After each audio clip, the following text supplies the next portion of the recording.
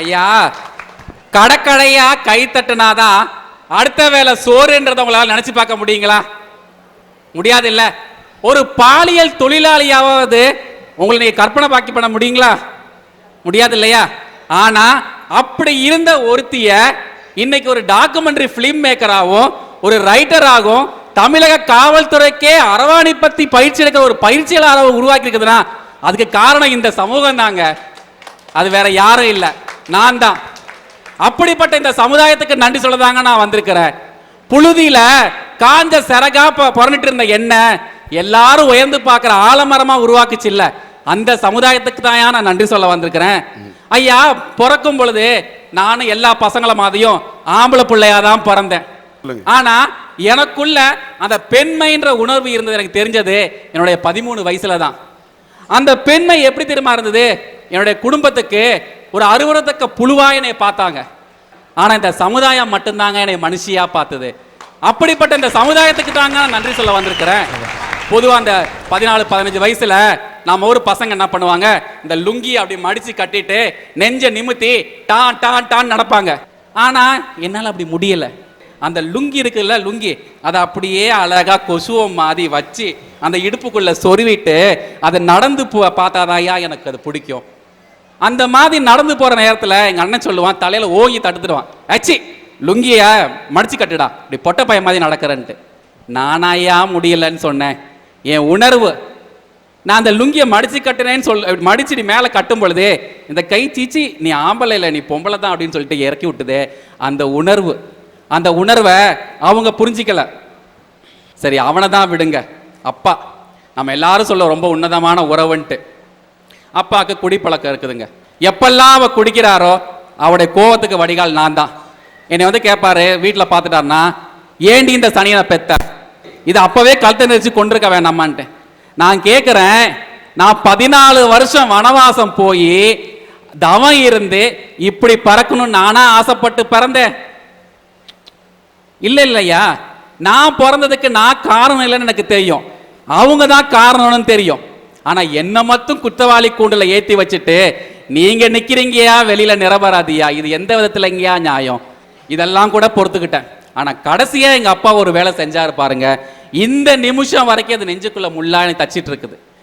எனக்கு 18 வயசு இருக்குங்க ஐயா, எங்க அப்பாவுக்கு ஹார்ட் அட்டாக் வந்துருச்சு. அப்போ நான் வெளியில என்னோட ஃப்ரெண்டு கூட வெளியில சுத்திட்டு இருந்தேன். அப்போ என் நண்பர் சொன்னாங்க, இந்த மாதிரி உங்க அப்பாவுக்கு ஹார்ட் அட்டாக் வந்துருச்சு, நீ போய் பார்க்கலையான்ட்டு. ஏன்னா எங்க அப்பாவுக்கு என் மேல வந்து வருத்தம் இருக்கலாம், ஆனா இந்த பூமிக்கு என்னை கொண்டு வந்தவர் அவர் தானே. அப்படிப்பட்ட உறவை நான் பார்க்கணும்னு சொல்லிட்டு ஓடி போனேன். ஐயோ அப்பா என்ன இப்படி ஆச்சேன்னு ஓடி போனேன். அவர் அப்படியே தூரத்துல இருந்து இப்படி கை காட்டினார். நீங்கெல்லாம் நினைக்கலாம் அவர் என்னைய ஆசீர்வாதம் பண்றாரோ அப்படின்னு நினைக்கலாம். இல்ல, என் பக்கத்துல வராத, நீ வந்தா என் ஜென்மம் இந்த ஜென்மம் கூட முக்தி அடையாதுன்னு சொன்ன மாதிரி இருந்தது. அந்த நிலையில கூட என்ன புரிஞ்சுக்கலையா, என் உணர்வை புரிஞ்சுக்கல. அப்படிப்பட்ட குடும்ப உறவுக்கா நீங்க நன்றி சொல்றீங்க? சொல்லுங்கய்யா. பெத்தது யாரு? நீங்க தானே. நான் வேண்டி பிறக்கலையே, நீங்க தானே பெத்தீங்க. அப்புறம் எங்களை குத்தம் சொல்றீங்க? தினந்தோறும் இப்படி ஒரு நெருப்புல நிக்கிறதுக்காகவா நீங்க என்னை பெத்தீங்க? சொல்லுங்க. அது இன்னைக்கு நினைச்சாலும் எரிஞ்சிட்டு இருக்குதுயா. என்ன மாதிரி எவ்வளவு சகாதரிகள் இன்னைக்கு பாடுபட்டு இருக்கிறாங்க, தெருவுலையும் ரோட்லயும் அலைஞ்சிட்டு இருக்கிறாங்க. அதுக்கு யார் காரணம் சொல்லுங்க?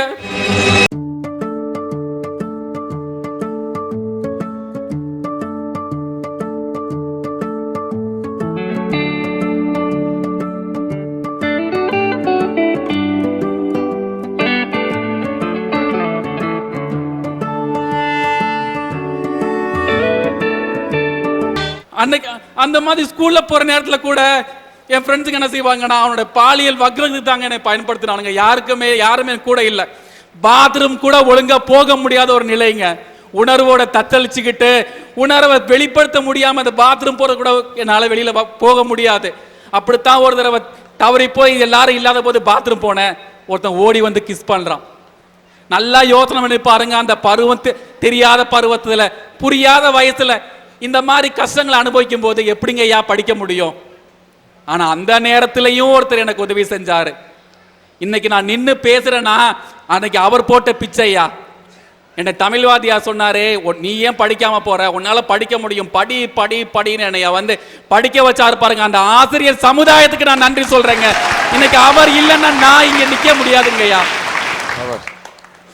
தற்கொலை பண்ணிக்கலாம், அடுத்தது வேற வழி இல்லை. ஏன்னா உறவு ஒத்துக்கல, நண்பர்கள் புரிஞ்சுக்கல, சொந்த பந்தம் ஒத்துக்கல, இப்படி எங்க போனாலும் பிரச்சனை பிரச்சனை பிரச்சனை. அடுத்தது மனுஷனுக்கு எதிர்க்கிறது ஒரே முடிவு தாங்க, தற்கொலை. அதுக்கும் நான் முயற்சி பண்ணேன் 2 தடவை. ஆனா அந்த மாதிரி நேரத்தில் எனக்கு கை கொடுத்து என்னை நிறுத்தி தூக்கி நிறுத்தது எது தெரியுமாங்க? என்னுடைய அரவாணின்ற ஒரு சமூகம் தாங்க. அந்த சமூகத்துக்கு தாங்க நான் நன்றி சொல்றேன். அன்னைக்கு இந்த அரவாணி சமூகம் என்னை தூக்கி நிறுத்தலனா இன்னைக்கு நான் நின்ன இடத்துல என்னைக்கோ புல்லு முளைச்சிருக்குதுங்க.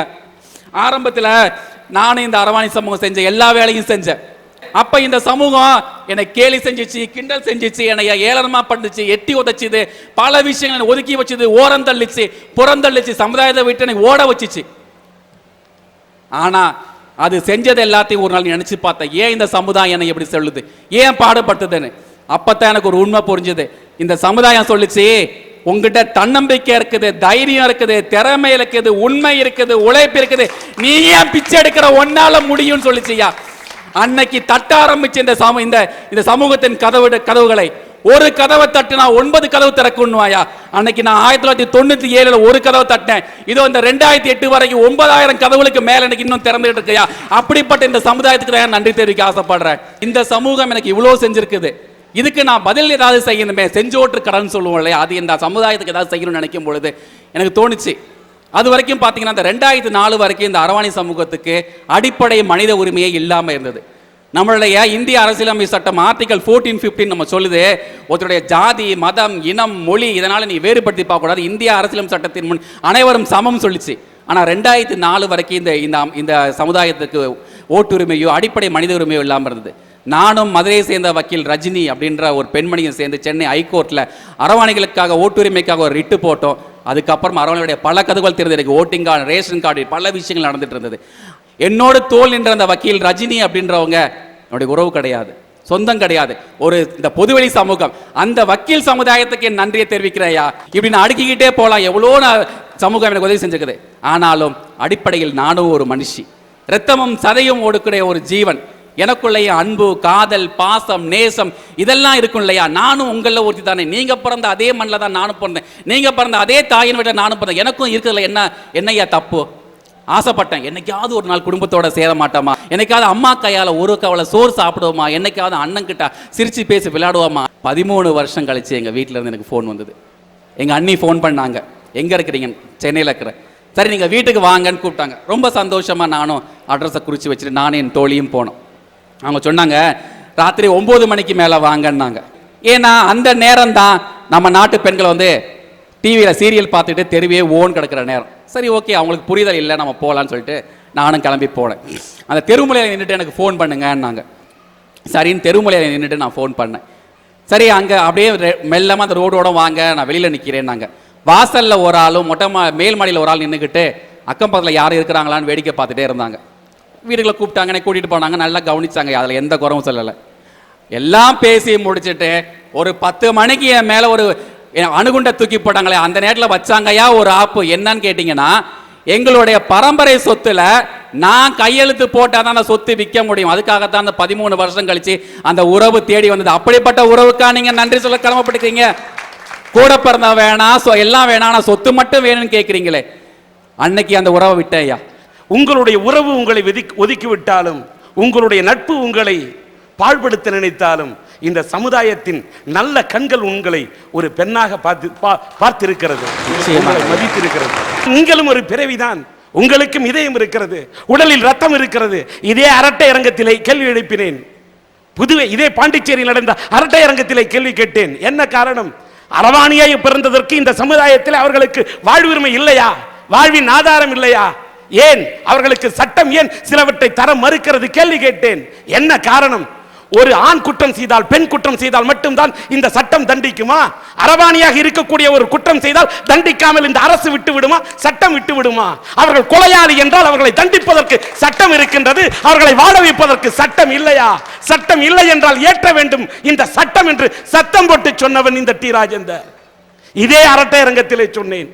அந்த அரட்டை அரங்கத்திலே நாங்களும் மனுஷிதான், நாங்களும் பிறவிதான் என்று நீங்கள் இந்த கருத்தை எடுத்து வைத்து இந்த சமுதாயத்தில் இப்படிப்பட்டவர்களுக்கும் அரவணைக்க, இவர்களுக்கும் ஒரு வாழ்வு கொடுக்க சமுதாயத்தில் நல்ல உள்ளங்கள் இருக்கிறது என்பதை நீங்கள் எடுத்து சொல்லும் போது உண்மையிலே இந்த அரட்டை அரங்கத்தில் இப்படிப்பட்ட இந்த செய்தியை பதிவு செய்திருந்த அரட்டை அரங்கம் ரொம்ப பெருமிதப்படுவேன். ஐயா எனக்கு சின்ன வயசுல ரொம்ப ஆசை என்னன்னா, ஏதாவது நம்ம வந்து பெரிய படிக்கணும், நம்ம ஒரு கலெக்டர் ஆகணும், இல்லை இன்ஜினியர் ஆகணும், ஐஏஎஸ் படிக்கணும், ஐபிஎஸ் படிக்கணும், அப்படிலாம் நிறைய கனவு கண்டேன். ஐயா எனக்கு வந்து என்னுடைய 10th என்னோட மார்க் என்னன்னு தெரியுங்களா ஐயா? சொல்லுங்க. 80%, 402 மார்க் எடுத்தேன் ஐயா 10th. ஆனா அதே நான் +2ல வெறும் 62% தான் எடுத்தேன். அதுக்கு காரணமும் இந்த குடும்பமும் இந்த நண்பர்களும் தான் ஐயா. எனக்கு சொல்லி சொல்லி சொல்லி என்னோட உணர்வுகளை பால்படுத்தி எனக்கு ஒரு ஆதரவு கொடுக்காம என்னுடைய மார்க் கம்மியாச்சு. அன்னைக்கு எனக்கு படிப்பு கெட்டு போனதுக்கு இந்த குடும்பமும் இந்த நண்பர்களும் தான் காரணம். அன்னைக்கு எனக்கு வீணா போன படிப்பை நான் என்னுடைய அரவாணி சமூக பிரதிநிதி மூலமா நான் மேல கொண்டு வரணும்னு நினைச்சேன். என்னோட அரவாணி சமூக பிரதிநிதி ரீமாண்ட ஒரு அரவாணிய ஐஏஎஸ் கோச்சிங் படிக்க வச்சிருக்கிறேன் ஐயா. ஸோ எனக்கு உறவு வெறுத்தது, நண்பர் வெறுத்தாங்க, குடும்பம் வெறுத்தது, எல்லாம் வெறுத்தது. ஆனா என்னை தூக்கி நிறுத்தின இந்த சமுதாயத்துக்கு தான் நான் நன்றி கடன் படுத்தணும்னு நினைக்கிறேன்.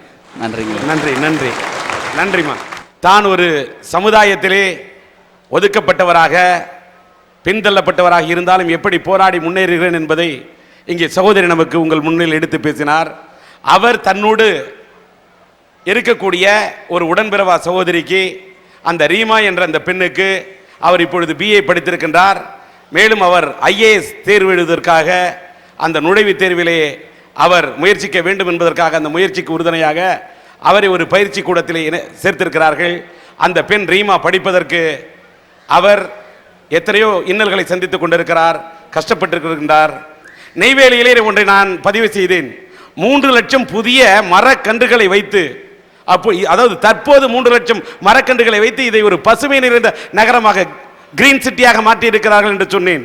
இது கிரீன் சிட்டி மட்டுமல்ல, கிளீன் சிட்டி என்று சொல்லுகின்ற நேரத்திலே இங்கே 1,70,00,000 மரங்கள் நிறைந்திருக்கக்கூடிய பசுமை சோலையாக இந்த நெய்வேலி இருக்கிறது என்று சொன்னால், இங்கே பசுமை மட்டுமல்ல, உங்களுடைய நெஞ்சங்களில் நல்ல கடமை உணர்வும் இருக்கிறது, அடுத்தவர்களுக்கு உதவ வேண்டும் என்ற மனித நேயம் இருக்கிறது என்பதை மேடையிலே பார்க்கின்ற இந்த நேரத்திலே ரீமா போன்ற அந்த பெண், அவர் ஐஏஎஸ் எழுதுவதற்கு அவர் இன்றைக்கு முயற்சி செய்ய வேண்டும் என்று நினைக்கின்றார்.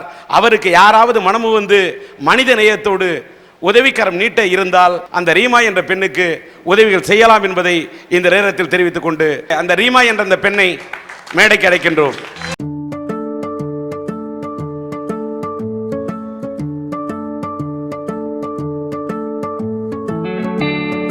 வயஸ்கா இளைஞரணி சார்பாக 1500 ரூபாய். ஓகே, வாழ்த்துக்கள். இப்பொழுது மேடையிலே நம்முடைய நண்பர் புருஷோத் பட்டேல் அவர்கள் இந்த பெண்ணுடைய, அவர் ஐஏஎஸ் படிக்க வேண்டும் என்று விரும்புவதற்கு உதவிக்கரம் நீட்ட வேண்டும் என்று 10,000 ரூபாயை தருவதாக இந்த மேடையிலே உங்கள் முன்னால் அறிவித்திருக்கிறார். ஓகே, 10,000. ஓகே, எவ்வளவுமா சொல்லுங்க. உங்க பேர் என்னம்மா? மிஸ்ஸஸ் ரத்னதுரை அவர்கள் 2,000 ரூபாய் அள்ளி கொடுத்திருக்கின்றார். இன்சூரன்ஸ் நிறுவனத்தின் சேர்மன். உங்க பேர் சொல்லுங்க. என் குணசேகரன் அவர்கள் 5,000 ரூபாய்.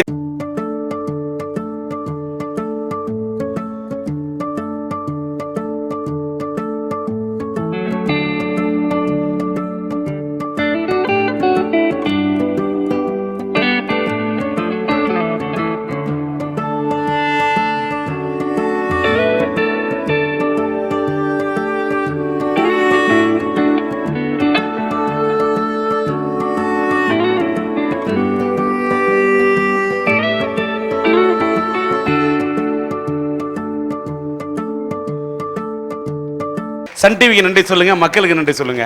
உங்களுடைய வாழ்க்கையில் நாங்கள் சொல்வதெல்லாம், இந்த பணத்தை உங்களுக்கு பெற்றுத் தருவதை விட இந்த நாட்டுக்கு ஒரு நல்ல ஐஏஎஸ் அதிகாரியை நாங்கள் பெற்றுத்தந்தால் சன் டிவிக்கும் இந்த எங்களுடைய நேயர்களுக்கும் அதுதான் நீங்கள் பெருமை சேர்ப்பீர்கள் என்று உங்களை மனமாற வாழ்த்துகிறேன். வாழ்க ரீமா, வளர்க பிரியா தொண்டு.